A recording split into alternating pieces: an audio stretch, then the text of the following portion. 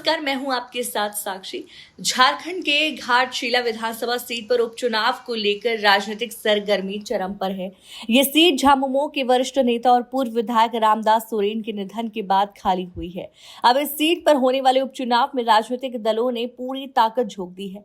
एक तरफ भारतीय जनता पार्टी इस चुनाव को जीतने के लिए रणनीति बना रही है, तो दूसरी ओर झारखंड मुक्ति मोर्चा ने रामदास सोरेन के बेटे सुमेश चंद्र सोरेन को मैदान में उतारा है। भाजपा की तरफ से चंपई सोरेन के बेटे बाबूलाल सोरेन को उम्मीदवार बनाने की चर्चा जोरों पर है, जिससे चुनाव और भी दिलचस्प बन गया है।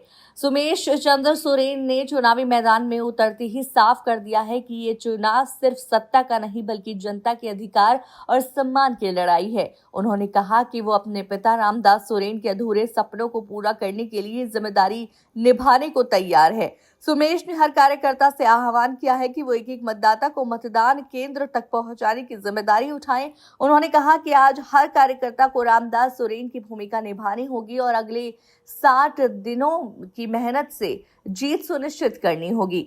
सुमेश चंद्र सोरेन ने यह भी कहा कि जैसे घर की व्यवस्था मां के हाथों में होती है, वैसे ही समाज और राजनीति भी मजबूती में महिलाओं की भूमिका अहम है। उन्होंने मांग की कि महिला शक्ति को समाज परिवर्तन का आधार मानते हुए राजनीति और संगठन में उन्हें और अधिक जिम्मेदारी दी जाए। इस दौरान आयोजित एक बैठक में प्रखंड अध्यक्षों, महिला मोर्चा की नेत्रियों और पार्टी कार्यकर्ताओं ने भी एक स्वर में कहा कि वो पूरी ताकत से चुनाव लड़ेंगे और सोमेश सोरेन को भारी मतों से विजयी बनाएंगे। वहीं झामुमो प्रमुख हेमंत सोरेन ने भी स्पष्ट कर दिया है कि इस बार हर हाल में रामदास सोरेन के बेटे को विधानसभा तक पहुंचाना है। पूरे संगठन को एकजुट होकर इस चुनाव को जीतने की रणनीति पर काम करने के निर्देश दिए गए हैं।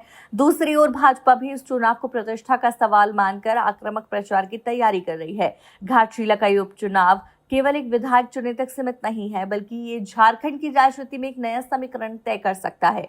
सुमेश सोरेन को अपनी जीत को लेकर पूरा भरोसा है और वो इसे अपने पिता की विरासत के सम्मान की लड़ाई मानते हैं। अब देखना यह है कि जनता किसे अपना जनप्रतिनिधि चुनती है।